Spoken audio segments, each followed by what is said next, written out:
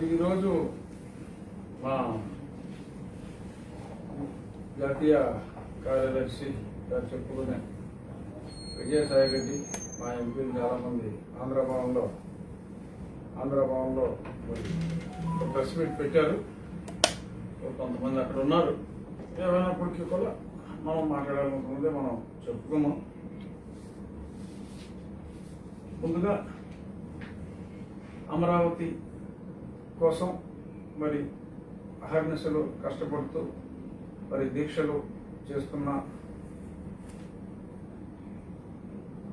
మన అమరావతి రైతు సోదరిమణి మాదాల శ్వేతకు నా హృదయపూర్వక జన్మదిన శుభాకాంక్షలు.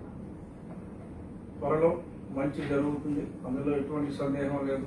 అప్పటి వరకు ఆ స్ఫూర్తిని అలాగే కొనసాగిద్దాం. ఇక మంచి మాటతో స్టార్ట్ చేసి సబ్జెక్ట్కి వెళ్దాం. 3-4 ఇంపార్టెంట్ టాపిక్స్ ఉన్నాయి. ఏది శాశ్వతం? నీ వెనక ఉన్న డబ్బా, నీ మొహానికి ఉన్న అందమా, నీతో ఉన్న అధికారమా? అసలు నువ్వే ఈ భూమి మీద శాశ్వతం కాదు. ఇవన్నీ నీకు ఎలా శాశ్వతం అవుతాయి? ఒంటరిగా తల్లి గర్భం నుంచి వచ్చావు, అలాగే ఒంటరిగా భూగర్భంలోనికి పోతావు. ఇదే జీవితం. ఏది శాశ్వతం? ఇదే జీవితం. జస్ట్ ఒక్కసారి ఈ అందం శాశ్వతం అంటే ఎవరి కాళ్ళు మొహం ఎలా ఉన్నా అందంగానే ఉంటాడు అనుకుంటాడు కాబట్టి కాకి పిల్ల కాకి ముద్దులాగా. సో ఈ అందం శాశ్వతము. ఏదో భూదాహం, రకరకాల దాహాలు జనాలకి, ధనదాహం, భూదాహం, అంతులేని వ్యామోహం. చివరికి తల్లి గర్భంలోంచి వచ్చిన నువ్వు భూగర్భంలో గెలిపోవలసిందేనా బడుద్దాయి అని ప్రజలకు నీతి చెప్పే మంచి మాట. ఇక education is very important topic. దానికి వెళ్లే ముందు నిన్న సాక్షి పేపర్లో మరి వచ్చిన ఒక అడ్వర్టైజ్మెంట్ గురించి ఒక 5 నిమిషాలు మాట్లాడుకుని అప్పుడు వెళ్దాం. ఈ అక్షరాలు కనపడతల్లా ఊరికే have a glance. Full page add నిన్న సాక్షి పేపర్లో ఫుల్ పేజ్ యాడ్. అందులో చాలా అర్థం మీకు కనపడదు, నేను చదివి వినిపిస్తాను.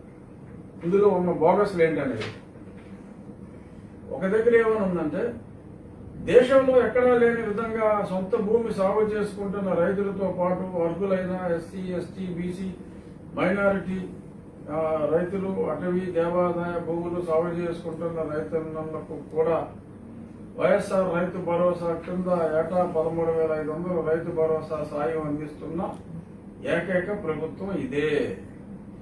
ఇప్పుడు అందిస్తున్న సాయం 2,052 కోట్లతో కలిపి 2.5 సంవత్సరాలలో ఇప్పటి వరకు రైతన్నలకు జగనన్న ప్రభుత్వం అందించిన మొత్తం రైతు భరోసా సాయం 18,777 కోట్లు.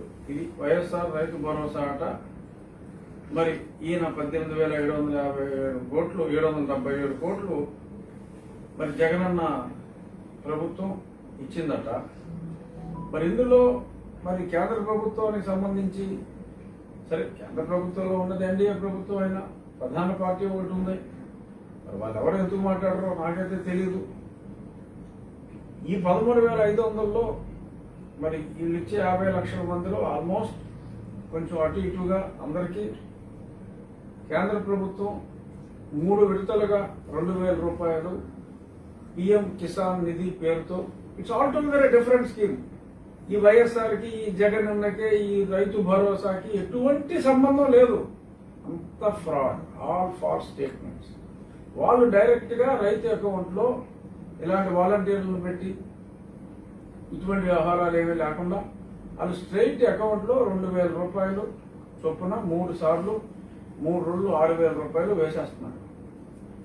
ఈ ప్రభుత్వం, మా ప్రభుత్వం, సరే దాన్ని జగనన్న ప్రభుత్వం అనుకోండి, వైఎస్ఆర్ ప్రభుత్వం అనుకోండి, ఏదైనా అనుకోండి, ఇప్పుడు జనాలు మొన్న 2019లో ఓట్లేస్తే వచ్చిన ప్రభుత్వం ఇస్తున్నది 7,500 రూపాయలు అంతే. మరి 18,700 మరి జగనన్న ప్రభుత్వం అందించింది అని కేంద్ర ప్రభుత్వం వేరే స్కీమ్లో డైరెక్ట్ గా స్టేట్ గవర్నమెంట్ పార్టిసిపేషన్ కి సంబంధం లేకుండా ఇచ్చిన స్కీమ్ గురించి ఇంత నిస్సిగ్గుగా ఇంత నిర్లక్ష్యగా ఎందుకు రాసుకుంటున్నారు అనేది మరి చాలా ఆశ్చర్యం. ఇక ఇందులో ఉన్న ఇతర బూతుల గురించి మాట్లాడుకుందాం. బూతులు అంటే మొన్న మాట్లాడుకున్న బూతులు కాదు, అబద్ధాలు. అంటే బాబు అంటాం కదా, అన్ని తప్పులు రాస్తాను, అన్ని బూతులు రాశారు రా బాబు అని. బూతులు అంటే నిజం కాదు, అబద్ధాలను కూడా ఒక్కొక్క సందర్భంలో బూతులు అంటారు. సో అంచేత నేను ఇందులో అంటే అబద్ధాలు రాశారని చెప్తున్నాను. బూతులు అంటే వైఎస్ఆర్ రైతు భరోసా రైతన్న లోగిళ్లలో ముందే వచ్చిన దీపావళి కాంతులు, ఒకే రోజు 3 పథకాల ద్వారా రైతన్నలకు లబ్ధి. దీపావళి ముందే వచ్చేసిందంటే సరే, ముందు జీతాలు ఏముంది దీపావళికి ముందు అందరికీ. వైఎస్ఆర్ రైతు భరోసా, వైఎస్ఆర్ సున్నా వడ్డీ పంట రుణాల పథకం, వైఎస్ఆర్ యంత్ర సేవా పథకాల ద్వారా 2,190 కోట్ల లబ్ధి.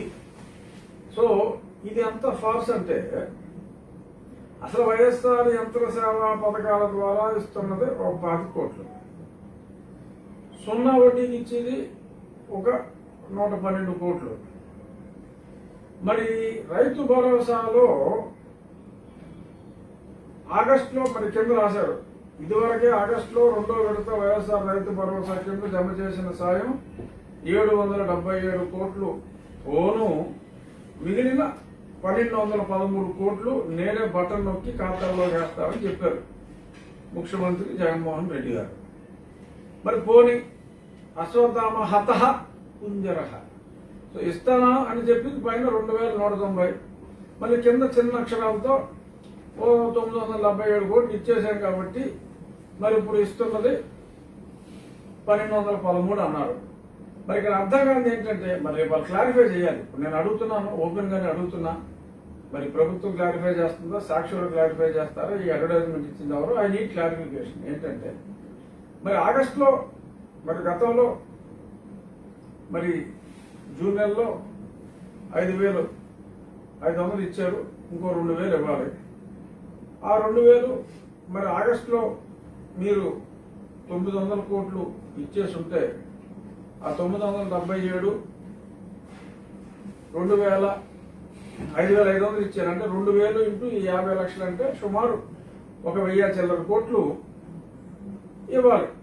మరి 1,000 చిల్లర కోట్లలో మరి 977 ఆల్రెడీ ఇచ్చేసి ఉంటే మరి ఇదొక 40-45 కోట్లు, ఒక 112 కోట్లు సున్నా వడ్డీ, ఓ 10 నుంచి 30 కోట్లు యంత్రాలు, ఇవన్నీ కలిపినా కూడా 200 లోపే. మరి 200 లోపు ఇచ్చేదానికి మరి 2,190 అని చెప్పి ఇలాగ అడ్వర్టైజ్మెంట్ వేసేసుకుంటాం. ఎంతవరకు కరెక్ట్? పోనీ అదంతా ఇచ్చినా కూడా గతంలో ఇచ్చిన దాన్ని కలుపుకున్నా కూడా మరి అప్పుడు ఆ 2,190లోంచి ఈ క్యాల్కులేషన్ అన్నీ వస్తాయి. సో ఏదైనా తప్పులు తడక ఎలా అయితే కేంద్ర ప్రభుత్వ పథకాలను కూడా వైఎస్ఆర్ రైతు భరోసా ద్వారా ఎక్కడా లేని మనం ఇస్తున్నామని చెప్పుకున్నాము, ఇదంతా కూడా కహాని కిస్మత్ కి. ఇక యంత్ర సేవా పథకంలో అది 25.55 అన్నారు. ఇది ఒరిజినల్ గా రాష్ట్రీయ కృషి వికాస్ యోజన RKVY అని ఒక కేంద్ర ప్రభుత్వ పథకంలో మనకు చాలా ఎక్కువగా డబ్బులు వచ్చాయి. మరి ఆ పథకం కింద ఉన్న వచ్చిన ఫండ్స్ లో మనం రకరకాలుగా వాడుకోవచ్చు రైతుల లబ్ధి కోసం. అందులో ఒకటి ఇది ఈ మన ఫార్మ్ ఎక్విప్మెంట్ కోసం సపోర్ట్. ఫార్మ్ ఎక్విప్మెంట్ సపోర్ట్ లో కొన్ని స్కీమ్స్ కేంద్రం 40%, మనం 60% ఇచ్చి ఉన్నాయి. 4 రకాలైన స్కీములు ఉన్నాయి. డ్రిప్ ఇరిగేషన్ కూడా అందులో ఉంది, అది హార్టికల్చర్ కింద వస్తుంది. మరి సరే, ప్రభుత్వం ఇంపార్టెంట్, అక్కడ ఉన్న వ్యక్తులు మనకు అనవసరం. సరే, మనం పేర్లు పెట్టుకుంటాం, అది వేరే విషయం. ఇప్పుడు గత ప్రభుత్వంలో డ్రిప్ ఇరిగేషన్ కి మరి భారతదేశంలోనే అత్యధికంగా మరి ప్రతి సంవత్సరం కూడా ఆల్మోస్ట్ ఆ 5 సంవత్సరాల్లో ప్రతి సంవత్సరం సుమారు 550 నుంచి 600 కోట్ల రూపాయలు ఖర్చు చేయడం జరిగింది. ఎన్నో లక్షల హెక్టార్లు కేంద్ర ప్రభుత్వం సబ్సిడీ, రాష్ట్ర ప్రభుత్వ సబ్సిడీ, నామినల్ గా రైతులు పెట్టుకునేలాగా ఓ పక్కన వన్ క్రాప్ మోర్ క్రాప్ అనే కేంద్ర ప్రభుత్వ కాన్సెప్ట్ తో మరి అత్యద్భుతంగా మరి గత ప్రభుత్వంలో రైతులకి జరిగింది. అలాగే అన్నదాత సుఖీభావ పేరుతోటి అది ఉంది, ఈ స్కీము ఉంది. టైటిల్స్ మారినాయి, బట్ డ్రిప్ ఇరిగేషన్ ఇప్పుడు కేటాయింపు ఆల్మోస్ట్ సున్నా. నేమ్ సేక్ కి కొన్ని అడ్వర్టైజ్మెంట్లు పిలిచారు, మనం మాట్లాడుకున్నాం. డబ్బులు ఇవ్వట్లేదు, ఎవరో రాలేదు. మరి ఈ రకంగా మరి ఈ యంత్రాలు, ఈ యంత్ర సేవ కింద కూడా మరి సుమారు ఒక 300 కోట్ల దాకా కూడా మరి గత సంవత్సరాల్లో మరి గత ప్రభుత్వాలు ఖర్చు చేసినాయి. మరి మనం ఇచ్చి ఈ 25.55 కోట్ల కోసం దీపావళి వచ్చేసింది, కలర్లో కాంతులు, ఏంటి నాగలు పెట్టుకున్న ఫోటోలు, మరి అన్ని చూస్తే నిజంగా చేస్తే కూడా బాగుంటుంది. అడ్వర్టైజ్మెంట్లకే పరిమితం కాకుండా మరి 5 కోట్లకి మొన్న ఏదో 10 కోట్లు వడ్డీ ఇచ్చి కూడా పెద్ద పెద్ద యాడ్లు వేసుకున్నారని మాట్లాడుకున్నాం. ఈ హాకర్స్ కి వాళ్ళకి ఏదో చెయ్యి అవుతా, కాలు అవుతా, నడుము అవుతా, ఇలాంటివి కాదు మనకు కావాల్సింది. రియల్ గా మరి ఎన్నో స్కీములు కేంద్ర ప్రభుత్వం ఉన్నాయి. ఆ స్కీముల్లాగా ఇంప్లిమెంట్ చేస్తే గతంలో జరిగిన సంక్షేమం డెఫినెట్ గా ఎక్కువగానే ఉంది. కాస్త దుబారా ఇప్పుడు ఎక్కువగా ఉంది. చూస్తున్నాం. మరి అసలు సబ్జెక్ట్కి వెళ్లే ముందు, ఈ సబ్జెక్ట్ క్లోజ్ చేసే ముందు రైతులు మరి ఈ డ్రిప్ ఇరిగేషన్ సంబంధించిన వాళ్ళు కానీ, అలాగే మరి గతంలో మీకు ఎంత వచ్చింది ఈ యంత్రాల ద్వారా కానీ, వేరే అదర్ స్కీమ్స్ లో ఇప్పుడు మీకు వస్తున్నది ఏంటి, మరి ఎంతసేపు ఏదో అసలు వరి పంట వీళ్ళే కనిపెట్టినట్టు, మా వాళ్ళే కనిపెట్టినట్టు, ఇప్పుడే అసలు ఎరువులు సప్లై చేస్తున్నట్టు, ఇవన్నీ కూడా మరి బాగానే ఉన్నాయి చెప్పుకోవటానికి. ఓకే, నిజమే అనుకుందాం కాసేపు సరదాగా. మరి గవర్నమెంట్ పెట్టిన మినిమం సపోర్ట్ ప్రైస్ కి మరి నాకు ఇవాళ ఈస్ట్ గోదావరి నుంచి కొంతమంది ఫోన్ చేశారు, నెల్లూరు నుంచి ఫోన్ చేశారు. They were not buying at the MSP price. మరి ఇంత ఎంకరేజ్ చేసి భరోసా కేంద్రాలు పెట్టి మరి ఎందుకని కొనట్లేదు రైతుల సమస్యల్ని? మరి రైతులు కూడా ధైర్యంగా ముందుకొచ్చి చెప్తే మరి ప్రభువులకి అర్థమయ్యే అవకాశం చాలా ఎక్కువగా ఉంది. మరి మనల్ని రిప్రజెంట్ చేసి వాళ్ళే సలహాదారుల్ని దాటుకుని నాయకుడిని ఆర్ జగనన్న, మనం ఎన్నుకున్న జగనన్నని కలవలేని దుస్థితిలో ఉన్నారు. బట్ ప్రయత్నం చేయండి. చంటి పిల్లోడు చేస్తున్నాడు స్కూళ్ళ విషయంలో, మీరు కూడా ప్రయత్నాలు చేయండి. చెప్పండి, అడగండి. అమ్మాయినా అన్నం పెట్టదు. మీ సమస్యలు ఏంటో క్లియర్ గా చెప్పండి. లేదంటే ఈ ఆకుపచ్చ తలపాగా కట్టుకుని నాగలు పెట్టుకుని మరి ఆ స్టిల్సే నిజం అనుకుని రైతులందరూ ఆనందంగా ఉన్నారని అనుకుంటే మరి మీ కష్టాలు ఎవరో తీర్చలేరు. So come out, make your representations. ఇక ఈరోజు ముఖ్య అంశం నేను మాట్లాడాలనుకున్నది ఎడ్యుకేషన్. ఎయిడెడ్ స్కూల్స్, ఆ ఎయిడెడ్ పాఠశాలల్ని మరి గతంలో కూడా ఒకసారి మాట్లాడుకున్నాం. స్థలదాహంతో అంటే భూదాహంతో మరి చేస్తున్న స్థల యజ్ఞంలో భాగంగా ఈ ఎన్నో మరి 1072 పాఠశాలలు ఉన్నాయి. అలాగే అంటే ఎయిడెడ్ పాఠశాల, అలాగే సుమారు ఒక 165 దాకా మరి ఎయిడెడ్ కళాశాలలు ఉన్నాయి. అవన్నీ కూడా మరి ఎంతో అత్యున్నత ప్రమాణాలతో ఏ ప్రభుత్వ కళాశాల కూడా మరి దీంతో ధీటీగా రాని కళాశాలలు ఉన్నాయి. మా భీమవరంలోనే, మా నియోజకవర్గంలోనే తీసుకుంటే మరి డిఎన్ఆర్ కాలేజ్ ఉంది, అదే ఒక యూనివర్సిటీ స్థాయి కాలేజ్. అలాగే నర్సాపురంలో వైఎన్ కాలేజ్ ఉంది, మెగాస్టార్ చిరంజీవి గారు వీళ్ళందరూ కూడా మరి అక్కడే చదువుకున్నారు. అలా ప్రతి ఊళ్ళోనూ ఆ తణుకులో మల్లపూడి హరిశ్చంద్ర ప్రసాద్ గారి ఇన్స్టిట్యూట్స్ ఉన్నాయి. సో ఫిలాంథ్రఫిస్టులు ఇప్పుడేదో మనం ప్రజల ఖర్చుని ప్రజల డబ్బు ఖర్చు పెడుతూ విచ్చలవిడిగా మరి శృతి మించిన మోతాదులో దుబారా చేస్తూ మన పేర్లు పెట్టుకుంటున్నాం.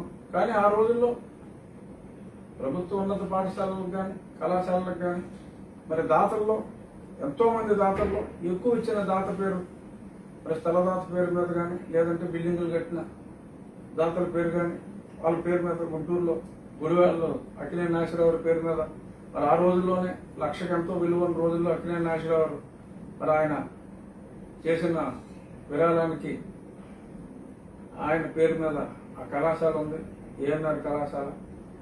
సో విజయవాడ లైలా కాలేజ్, ఆరిస్టెల్లా స్కూల్స్లో ఆట్కిన్సన్, నిర్మల, మాంటిసోరి ఇలా ఎన్నో ఎక్కడైనా సరే ఫేమస్ కాలేజ్ పేరు చెప్తే అవన్నీ కూడా ఫిలాంథ్రఫిస్టులు పెట్టినవి.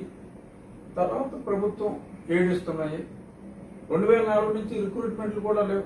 నిన్న ఒక టీవీ డిబేట్లో నేను ఉంటే విజయ్ అని చెప్పి అడ్వకేట్ ఆయన చాలా స్పష్టంగా సవివరంగా కూడా ఆయన వివరించడం జరిగింది. వెరీ క్లియర్లీ అట్ మెన్షన్ 2004 నుంచి మరి ఎయిడెడ్ లెక్చరర్స్ ని రిటైర్ అయిన వాళ్ళని రిటైర్ అయినట్టే పంపించేస్తున్నారు. కానీ మరి ఎక్కడ రిక్రూట్మెంట్లే లేవని చెప్పి అన్నారు. మరి అవన్నీ కూడా వాళ్ళే భరిస్తున్నారు ఎయిడెడ్ కళాశాలలో స్కూల్స్ వాళ్ళు. మరి అయినప్పటికీ కూడా మరి ఎన్నో చోట్ల ₹1 కూడా ఫీజు తీసుకోకుండా మరి వాళ్ళు సేవ చేస్తూ ఉంటే ఒక సేవాభావంతో అసలు ఏ అధికారం ఉందని, అసలు ఎవడో మీకు ఈ అధికారం ఇచ్చాడు? కేవలం ఎటువంటి లీగల్ గా కూడా ఎటువంటి శాంక్టిటీ లేకుండా మరి ఆ ప్రొవిజన్ లో ఎవరైనా స్కూల్ ని సరిగ్గా రన్ చేయకుండా అస్తవ్యస్తంగా ఏదైనా ఉంటే వాళ్ళకు కూడా నోటీస్ ఇచ్చి ఏ కారణాల చేత పలానా చట్టంలోని పలానా ప్రొవిజన్ ప్రకారం తీసుకుంటున్నానని చెప్పి నోటీస్ ఇచ్చి తీసుకోవాలి. కోర్టుకేమో పచ్చి అబద్ధాలు, అంతా దగా, అంతా మోసం. అబ్బాయి ఇవాళ నిన్న సాక్షి పేపర్లో కూడా చదివా, అంటే ఎవరో పంపించారు. ఏంటంటే చిచ్చి అసలు మేము అసలు మీరు నా వల్ల కాదు మొర్రో అని మీరు ఏదన్నా ఫీల్ అయితే, మీరు ఏదన్నా నలుపుకోలేని పరిస్థితిలో ఉంటే మీ కష్టాన్ని అర్థం చేసుకుంటాం, మేము ఉన్నాం, మాకు ఇచ్చేయండి అని చెప్పి అంటేనంట అప్పుడు తీసుకుంటారంట. నమ్మిపోదురుగాక నాకేటి సిగ్గని అసలు పట్టించుకుంటాం. అసలు ఏమనుకుంటారు చదివితే జనం? అసలు నమ్ముతారా అనే కనీస ధ్యాస కూడా లేకుండా మరి ఈ రకంగా మరి మాట్లాడారు. మరి సాక్షి పేపర్లో వచ్చింది. కోర్టుని తప్పుదో పట్టించారు, అడగలేదన్నారు. మరి డిఈఓలు చూస్తే ఎక్కడికక్కడ విపరీతమైన ప్రెషర్లు పెడుతున్నారు. మరి నిన్న విశాఖపట్నంలో మరి ప్రెస్టీజియస్ ఇన్స్టిట్యూట్స్, సేక్రెడ్ హార్ట్స్ కానీ సెయింట్ ఆంథోనీస్ చాలా మంచి ఒక 4 స్కూల్ వాళ్ళు ఈ రకంగా ఇంకా మేము తట్టుకోలేము హెరాస్మెంట్, మేము మూసేస్తున్నాం రా బాబు అని చెప్పి వాళ్ళు చెప్పారు. అమ్మఒడి ఇస్తున్నాం కదా అని ఒక దిక్కుమాలిన ఒక స్టేట్మెంట్ ఇచ్చారు. అమ్మఒడి అమ్మకి 2 పిల్లలు ఉంటే నువ్వు ఇచ్చేది ఒకరికే కదా, ఇప్పుడు నువ్వు అమ్మఒడి ఇస్తున్నావు కదా అని చెప్పి టీచర్లని, పైగా ఈ టీచర్ల జీతం అంతా కూడా ఈ సోకాళ్ళు పేరు పెట్టుకునే ఈ జగనన్న ప్రభుత్వం ఇచ్చేది కాదు. ఆయన జేబులోంచి ఎలాగో దమ్ముడి రాదు, అది వేరే విషయం అనుకోండి. ఈ ప్రభుత్వం కూడా పూర్తిగా ఇచ్చేది కాదు. దానికి మళ్ళీ గవర్నమెంట్ ఆఫ్ ఇండియా గ్రాంట్స్ కూడా ఉన్నాయి. మరి కొంత గవర్నమెంట్ ఆఫ్ ఇండియా గ్రాంట్ ఉంది. ఈ రాష్ట్ర ప్రభుత్వం అంటే ఎవరు? ఈ ప్రజల డబ్బు. ప్రజలు ఒక ప్రజల తరఫున పనిచేయడానికి స్వచ్ఛందంగా ముందుకి వచ్చి నేను ఇంత మంచి చేస్తాను, అంత మంచి చేస్తాను అని చెప్పి మనం చెప్తే ఒక అవకాశం ఇచ్చి చూడండి అంటే ఆ ప్రజలు ఎవరైతే ఈ రాష్ట్ర సంపదకి అధినేతలో ఆ ప్రజలు నియమించారు. సరే, ముఖ్యమంత్రిగా జగన్మోహన్ రెడ్డి అనే వ్యక్తిని నియమించారు. ఫైన్. అంత మాత్రం చేత ముఖ్యమంత్రిగా నియమించిన వ్యక్తి నాకు నచ్చినట్టు నేనుంటా, ఇట్స్ మై లైఫ్ అంటే కుదరదు. Your only A custodian. మీరు బాధ్యతలు విస్మరించి ఏదో చాలా చాలా స్థలాలు అప్పుడు ఎక్కడ ఊరు చివరున్నా సరే ఇప్పుడు అయ్యే ఊర్లు అయిపోయినాయి కాబట్టి మరి ఆ స్థలాల మీద ఆ కన్నేసి దానికి దిక్కుమాలిన ఏదో స్ట్రాటజీస్ చెప్తూ మరి అవి తీసుకుని అందులో బిల్డింగ్లు కట్టుకోవడానికి అవి లీజులు ఇచ్చేసుకుంటానికి మాకు పర్మిషన్ ఇవ్వాలని చెప్పి అంటూ మరి ఈ చేస్తున్న ఈ వాదనకి తట్టుకోలేక ఈ అరాచకానికి తట్టుకోలేక మరి ఎన్నో క్యాథలిక్ ఇన్స్టిట్యూట్స్ మరి చక్కగా స్కూల్లో నడిపే institutes actually yesterday mister Vijay has made it very clear advocate they have even another set of different rules. ఈ స్కూల్స్ నే చేయడానికి వీల్లేదు ఈ రకంగా అనుకుంటే వాళ్ళకి అదే ఎడ్యుకేషన్ చట్టంలో ఇంకా ఎక్కువ ప్రొటెక్షన్స్ ఉన్నాయి.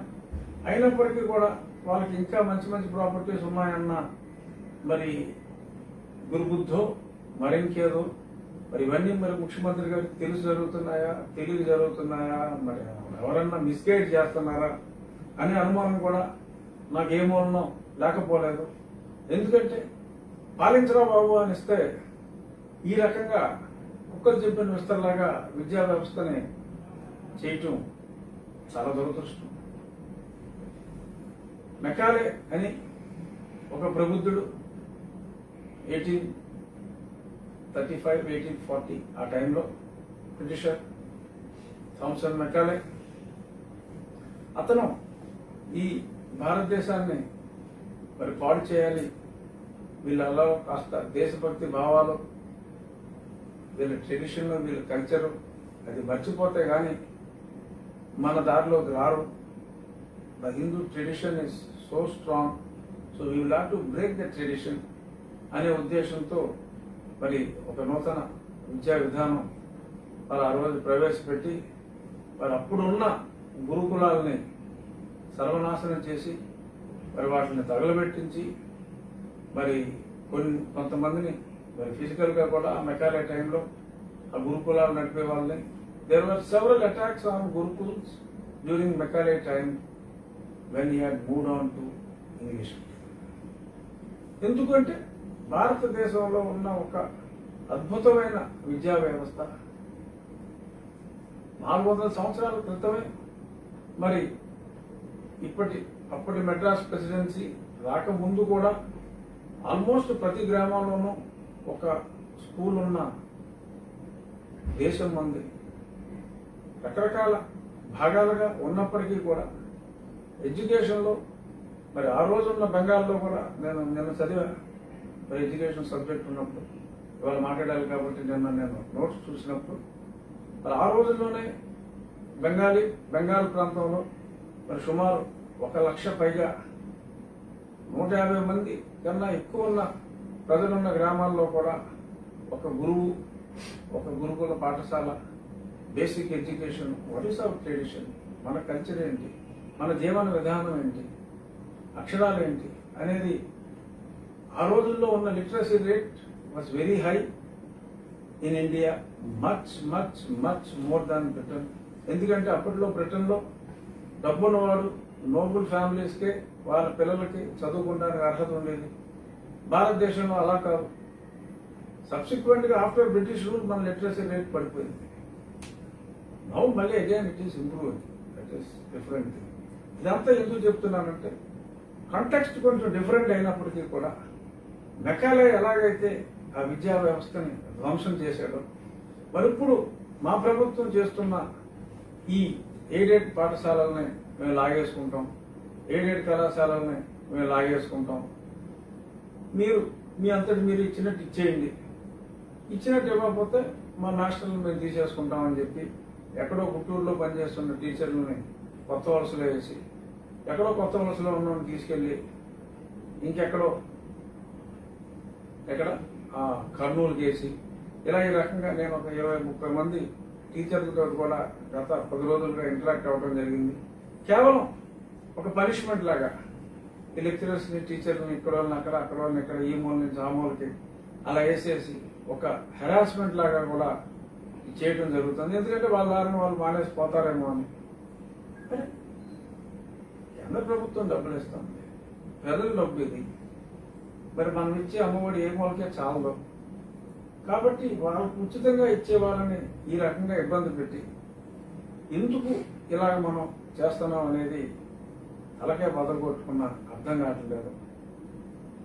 అద్భుతమైన విషయం ఏంటంటే మరి నిన్న ప్రజలందరికీ కూడా ఒక స్ఫూర్తి, ఒక పోరాట స్ఫూర్తి కలిగించేలా మరొక 10 సంవత్సరాల బాలుడు విశాఖపట్నంలో ఎవరికి కావాలరా ఈ బెల్ట్, ఎవరికి కావాలరా నీ అమ్మ ఒడి అని చెప్పి మరి ఆ పిల్లవాడు పోరాడిన తీరు చూస్తే చిన్నవాడైనా సరే చేతులెత్తి నమస్కరించాలి అనిపించింది. నువ్వురా మగవాడు బొడ్డోడా, నువ్వురా మగవాడు, ఇంత ఓపెన్గా ఎవరికి కావాలి ఇది అని చెప్పి మాట్లాడగలిగింది నువ్వు.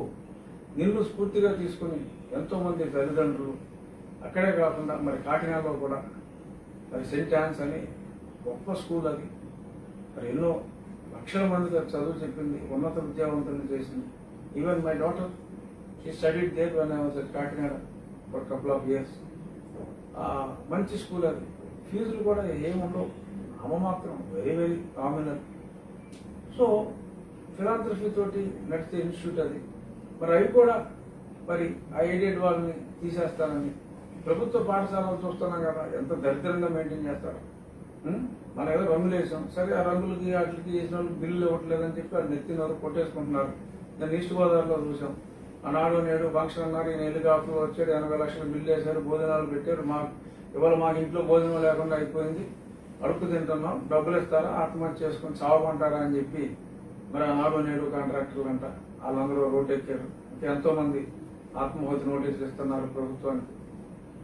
సరే, కమింగ్ బ్యాక్ టు ఈ విద్యా విధానం, దయచేసి చెప్పుడు మాటలు విని కోర్టుకి అబద్ధాలు చెప్పినట్టు ప్రజలకి అబద్ధాలు ఇంకా మనం చెప్పడానికి కుదరదు. ఎందుకంటే పిల్లల్లో చైతన్యం వచ్చింది, పిల్లల తల్లుల్లో చైతన్యం వచ్చింది. ఈ అమ్మఒడి ఎవరికైతే ఎక్కువగా ఉపయోగపడుతుందో మన గొంతు తడి పథకానికి, మరి ఆ గొంతు తడి పథకం లబ్ధిదారులు మరి అంత ఓపెన్గా రాలేరు. నిజమైన తల్లి ప్రేమ ఏంటంటే మరి నిన్న కాకినాడలో కానీ మరి చంద్రశేఖర్ రెడ్డి లాంటి పవర్ఫుల్ ఎమ్మెల్యేని కూడా మరి గంట సేపు కదలలేకపోయారంటే ప్రజల్లో మరి ఏ రేంజ్లో మరి అది ఉంది, ఆ కోపం ఉన్నదన్నదే అర్థమవుతుంది. అలాగే నిన్న మా ఏబిఎన్ డిబేట్లో కొలుకుపూడి శ్రీనివాసరావు గారు మరి ఆయన అన్ని విషయాలు కూడా చాలా అద్భుతంగా అందరికీ అర్థమయ్యేలాగా చక్కగా చెప్తారు. ఆయన చెప్పారు మరి మా కొలీగ్ ఎంపీ ఒక అతను, ఎందుకంటే ఆయన ఆధారాలు లేకుండా మాట్లాడరు, మా కొలీగ్ ఎంపీ ఒక ఆయన కూడా మరి ముఖ్యమంత్రి గారు చెప్పే చిరు ప్రయత్నం చేస్తే మీ కమ్యూనిటీ వాళ్ళే స్కూల్స్ ఎక్కువ ఉన్నాయి, అందుకని నువ్వు ఇలా మాట్లాడుతున్నావా అని చెప్పి ఆయన ఏదో అంటే మరి కాదండి. మరి ఆయన బయటకు వచ్చిన తర్వాత అన్నారట, ఆయన ఎవరో మరి శ్రీనివాసరావు గారిని అడగండి, బయటకు వచ్చిన తర్వాత కూడా అన్నారంట మరి ఒక 50% ఎమ్మెల్యేలు మరి ఒక 50% ఎంపీలు కూడా మరి ఈ విషయం మీద మరి బాధపడి తిరగబడే అవకాశం ఉండొచ్చు అని అన్నారట. నాకైతే వివరాలు తెలియదు. బట్ చంద్రశేఖర్ రెడ్డి గారి గెలవ కానీ మరి వైజాగ్లో వాసుబాబు గారి గెలవ కానీ ఇటువంటి జరిగిన ఇన్సిడెంట్స్ మరి రేపు ఈ విధానం ఎలాగే కొనసాగితే జరగబోతున్న ఇన్సిడెంట్స్ చూస్తే, ఎందుకంటే అల్టిమేట్గా మరి నెగ్గాలి అంటే ఆ నియోజకవర్గంలో తప్పు జగన్మోహన్ రెడ్డి గారు చేసిన, లేకపోతే సకల శాఖ మంత్రి గారు చేసిన, లేదంటే ఆయన ఓ నిందితుడు చేసిన మరి ఎఫెక్ట్ వచ్చి ఆ పర్టికులర్ ఎమ్మెల్యే మీదే పడుతుంది. కాబట్టి మరి ఎలా అయితే మరి ఇప్పుడు జగన్మోహన్ రెడ్డి గారు బొమ్మ పెట్టుకుని నెగ్గేమన్నాము, మరి అంతే ధైర్యంతో మరి ఆయన బొమ్మ వలన ఓడిపోయే పరిస్థితి. ఓడిపోయేది జగన్మోహన్ రెడ్డి కాదు, ఓడిపోయేది మీరే. నెగ్గినప్పుడు కూడా నెగ్గింది జగన్మోహన్ రెడ్డి కాదు, నెగ్గింది మీరు, మీతో పాటు ఆయన కూడా. అలాగే ఓడిపోతే అందరూ కూడా మరి దెబ్బతినే ప్రమాదం ఉంది. ఎందుకంటే తేనె తొట్టును కలిపాం, చిన్నపిల్లల్ని కలిపాం.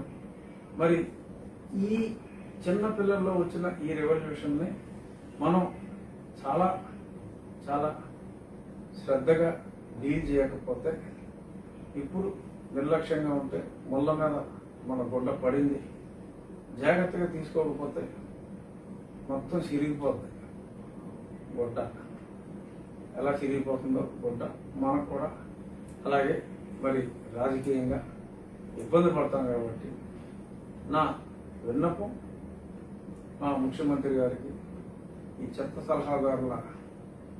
సలహాలను పక్కన పెట్టి, come interact with the public, talk to the teachers. Did you ever interact, my dear Chief Minister? Did you ever interact with any college teachers, lecturers, any school teachers? Did you ever interact? Did you interact with the students? Genuinely, హృదయం మీద మీ గుండెల మీద చేతులు వేసుకుని చెప్పండి, ఎవరితోనైనా interact అయ్యారా? ఎవడో పనికి మాట్లాడు, ఎవడో ఒక సలహా ఇస్తాడు మీకు, ఆ సలహాను ఫాలో అయ్యి ఏదేదో స్థలాలు ఇలాంటివి బాగానే ఉంటుందిరా, ఇదేదో తాకట్టు పెట్టేసుకోవచ్చు అని ఎంతసేపు తాకట్టు ఆలోచనలు తప్ప ఎందుకు సక్రమంగా నడుస్తున్న వ్యవస్థని ఎందుకు ఇలా సర్వనాశనం చేసి మన తల మీదకి తెచ్చుకుంటారు? మరి దీనివల్ల మరి నేను ఇంకా పార్టీలోనే ఉన్నాను, మరి మిమ్మల్ని నమ్ముకున్న పార్టీ వాళ్ళందరూ కూడా సర్వనాశనం అయిపోయే ప్రమాదం ఉంది. ప్రభుత్వానికి ప్రమాదం, పార్టీకి ప్రమాదం. మరి ఈ ఎయిడెడ్ని డెడ్ చేయాలనుకుంటున్నాను. ఈ ప్రయత్నం నిజం అందరికీ తెలుసు. మీరు కోర్టులో రేపు ఏం చెప్పినా కూడా కోర్టు కూడా రేపో మాపో నిజాలు తెలుస్తాయి. I will also give all the information to the court as a public representative. All the facts will be informed to the court. So please దయచేసి విద్యా వ్యవస్థని మీరేదో మరి చాలా గొప్పగా చేస్తానని చెప్పి మీ మనసులో మీరే అనుకుని భ్రమించి చేస్తూ ఉండొచ్చు, నో ప్రాబ్లం. తప్పులు ఎవరైనా చేస్తాడు, వాటిని దిద్దుకోవడంలోనే దైవత్వం ఉంది. So stop harming the little kids and their future and understand the public problems. ఈ విద్యా విధానం ఎలా నడుస్తుందో అలాగే దాన్ని వదిలేస్తే చాలు. మీరు గొంతు తడి పథకానికి ఆపేసినందువల్ల కూడా నష్టం లేదు. Continue the aided schools, aided colleges as it is.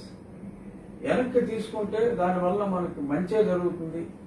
ప్రజలు కూడా ఈయనలో మార్పు వచ్చింది, ప్రభుత్వం ఈయనలో అంటే మీలో ప్రభుత్వం మార్పు వచ్చింది అని చెప్పి చాలా పాజిటివ్గా తీసుకుంటారు. కాబట్టి my appeal, please go back to the original system and don't spoil the system in the మెకాలియన్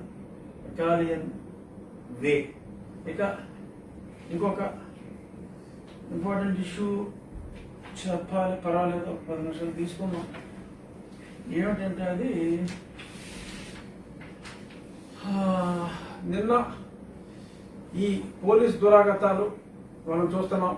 చాలా దారుణమైన దురాగతాలు. మరి ఏదైనా సరే 7 సంవత్సరాల కన్నా తక్కువగా శిక్ష ఉన్న సెక్షన్ని పెడితే 41A అని ఆ నోటీస్ ఇవ్వాలి, ఇట్ ఈస్ మ్యాండేటరీ అని చెప్పి మరి సిఆర్పిసిలో అంత స్పష్టంగా ఉంటే అసలు 100% కేసుల్లో మరి ఆ రూల్నే ఫాలో అవ్వట్లేదు. ఏ నోటీసు ఇవ్వకుండా తీసుకుపోతున్నారు, కేసులు పెడుతున్నారు. నా నియోజకవర్గంలోనే తెలుసు. ఇక్కడ ఉన్నారు ఒక మంత్రి, మరి ఆ మంత్రికి ఎవరికైనా కోపం వస్తే మరి ఎవరో చెప్తారు, మరి ఆయన ఏదో దీక్షలో ఉండగా, సాయంత్రం ఏదో దీక్షలో ఉండొచ్చు చాలాసార్లు, మరి ఆయన దీక్షలో ఉండగా మరి ఎవరైనా సార్ అదేదో పలానా రఘు గారి మనిషి, ఎంపీ గారి మనిషి, వాడు ఇలా మాట్లాడుతున్నాడు, లేకపోతే వాడు మనకు సపోర్ట్ చేయలేదు అంటే పెనుగొండ సీఏ కలుపు, లేకపోతే పలానా సీఏ కలుపు అంటాం. నువ్వేం చేస్తావో నాకు అనవసరం అని వేసుకొచ్చి జైల్లో పెట్టే. పాపం వాడికి ఏం చేయాలో తెలియదు, ఆ సీఏ గారికి ఏం చేయాలో తెలియదు. మరి మంత్రి గారు చెప్పారు. లేదంటే మరి మా ప్రభుత్వంలో ఈ వ్యవస్థ ఎంత దారుణంగా, ఎంత దరిద్రంగా ఉందంటే ఎమ్మెల్యేలు మంత్రులు లెటర్లు ఇస్తేనే పోస్టింగ్లు, తీసేయమంటే తీసింగ్లు ఈ రకంగా జరుగుతున్నాయి. ఏమో మరి మంత్రులు కోపం వస్తే రెమ్యూనరేటివ్గా ఉంది ఈ ఏరియా, మరి తీసేస్తారేమో అనే భయంతో ఏ కేసు పెట్టాలో తెలియదు, వెళ్తారు ముందు తీసుకొచ్చేస్తారు. తీసుకొచ్చేసి ఏదో సెక్షన్ పెడతారు. 41A నోటీసులు లేవు. ఎంతోమంది నా నియోజకవర్గంలోనే మరి నేను వెళ్తే మరి నన్ను పలకరించడానికి వచ్చేవాళ్ళు అట్లీస్ట్ 10ల సంఖ్యలో, 100ల సంఖ్యలో అని నేను చెప్పలేను, కానీ 10ల సంఖ్యలో ఊరు వదిలి పారిపోయారు. ఏంటిరా అంటే ఈ పోలీస్ దురాగత, ఎంపీకే దిక్కు లేదు, మనల్ని ఎక్కడ బతకనిస్తారు అని ఆ 41A నోటీసులు అంటూ ఇస్తే మరి డెఫినెట్గా వాళ్ళు సంజయ్ చేస్తారు. ఈలో బెయిల్ తీసుకురావటం, వాళ్ళు పెట్టిన కేసుల్లో డొల్లతనం ఇవన్నీ కూడా బయటకు వస్తాయి. మరి నిన్న హైకోర్టులో ఒక అత్యద్భుతంగా మరి TV5 అధినేత మరి బొల్లేని ఈయన మన రాజగోపాల్ నాయుడు గారు, మరి బిఆర్ నాయుడు గారు, ఆయన ఒక పబ్లిక్ ఇంట్రెస్ట్ లిటిగేషన్ వేశారు. వితౌట్ 41A నోటీస్ అరెస్టులు చేస్తున్నారు. FIRలో డౌన్లోడ్ చేయాలి అంటే ఆ పర్సనల్ డేటా అంతా కూడా ఫీడ్ చేస్తే కానీ వ్యక్తిగత ప్రైవసీకి భంగం కలిగించేలాగా ఆ వెబ్సైట్లన్నీ పెట్టారు. అసలు లోడే చేయట్లేదు FIRలో, ఏమీ చేయకుండా FIR అందులో లోడ్ చేయకుండా, FIR చూపెట్టకుండా, 41A నోటీస్ ఇవ్వకుండా ఎవరు ఇష్టం వచ్చినట్టు వాళ్ళని తీసుకెళ్లి అరెస్ట్ చేస్తున్నారు. మరి ఆ మేజిస్ట్రేట్లు కూడా మరి పోలీసులకి నీకన్నా మేమన్నా తక్కువ తిన్నామా అని మరి ఎందుకో మరి అర్థం కాదు. న్యాయ వ్యవస్థ గురించి మాట్లాడకూడదు అంటే నేను కోర్టులే చెప్పినాయి కాబట్టి నేను ఓపెన్గా చెప్తున్నా. హైకోర్టు మరి మేజిస్ట్రేట్లకు కూడా మరి సూచించారు. ఆర్డర్ 2-3 రోజుల్లో వస్తుంది.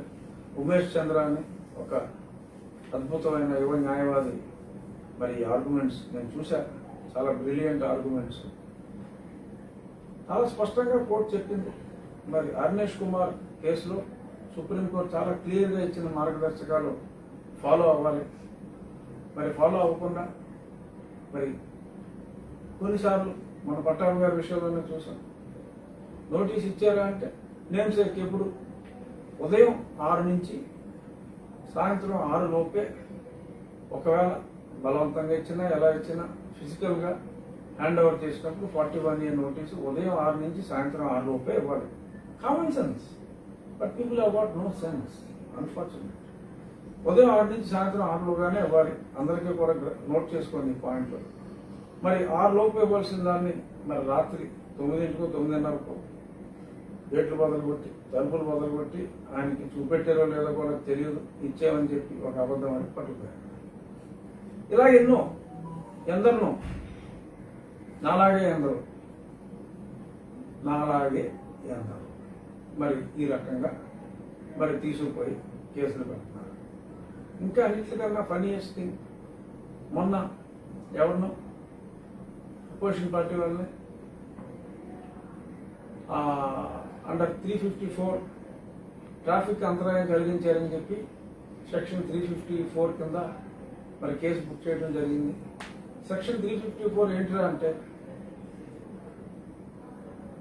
మోడస్టీ ఆఫ్ ద ఉమెన్ ని భంగపరచడం, అంటే మహిళల మీద ఏదన్నా వారి మోడస్టీని మరి అంటే వారి శీలానికి సంబంధించి కొంచెం డిఫరెంట్గా ప్రవర్తించడం పెట్టింది. ట్రాఫిక్ నిబంధనలు ఉల్లంఘించారండి. సెక్షను మహిళల మీద వాళ్ళ మోడస్టీకి ఎగేన్స్ట్గా ఇచ్చారండి. అసలు బుద్ధి ఉందా అసలు మీకు? అసలు ట్రాఫిక్ ఇదేంటి అని చెప్పి మరి సాక్షాత్తు కోర్టే ప్రశ్నించి మరి దాన్ని సెక్షన్లో మార్చుకోండిరా, మరి ఎబ్బెట్టుగా ఉంది మీ వ్యవహారం అని చెప్పి చెప్పడం జరిగింది. మరి ఈ రకంగా మరి కంచే చేను మేస్తారు కేవలం. మరి అక్కడ నేను కోర్టులో ఆర్గ్యుమెంట్స్ కూడా చూసాం. మరి ఎవరో సక్రు నాయక్ గారట, మరి ఆయన తెలుగుదేశం పార్టీ ఆఫీసులోకి మరి వెళ్ళి దాడి చేస్తే మరి వారిని దాడి చేయకుండా తనను తాను ప్రొటెక్ట్ చేసుకుని కార్యక్రమంలో భాగంగా సత్యు నాయక్ గారు అక్కడికి ఎందుకు వెళ్ళారు మరి దేవునికే తెలియాలి. వెళ్తే మరి వీరు పలానా అని చెప్పి మరి అది తెలుసుకునే దివ్య దృష్టి మరి నాకు తెలిసి మరి సాధారణ మానవుడికి అయితే ఉండదు.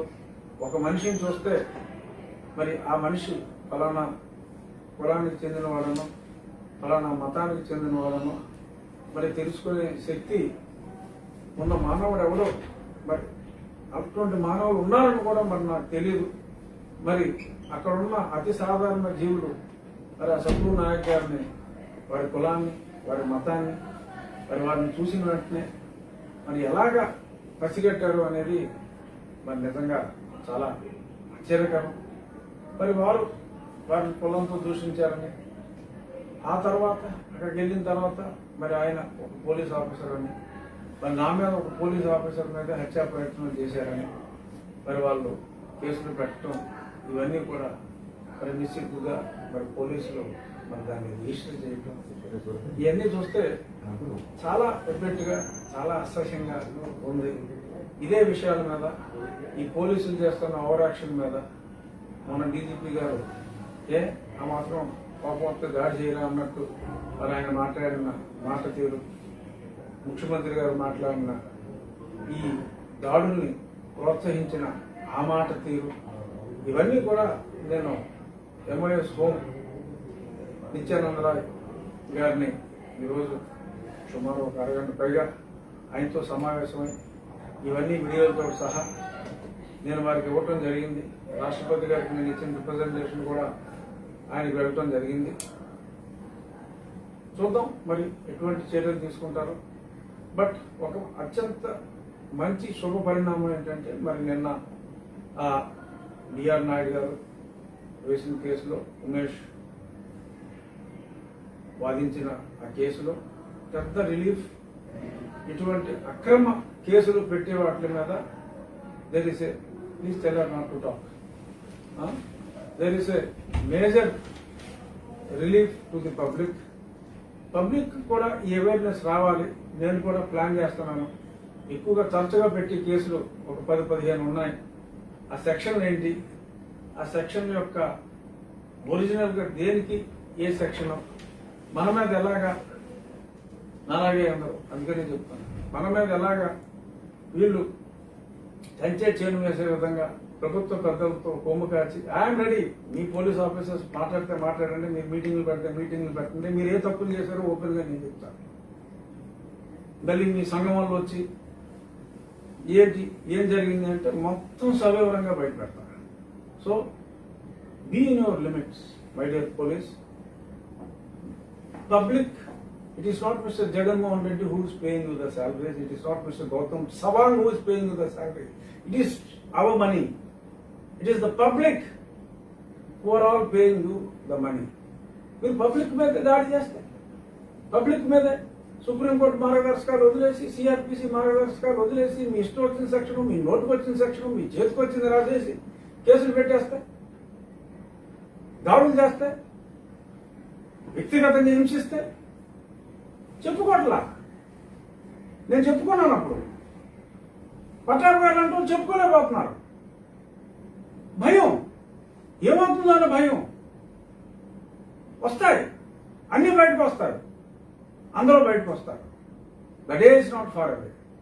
So wait and watch what will happen. ఉన్నాయి, చాలా కష్టాలు ఉన్నాయి, చాలా బాధలు ఉన్నాయి. ఒకటి చెప్పుకున్నాం, డీటెయిల్గా చెప్పుకున్నాం. రేపు మరిన్ని కష్టాలు మళ్ళీ చెప్పుకున్నాం.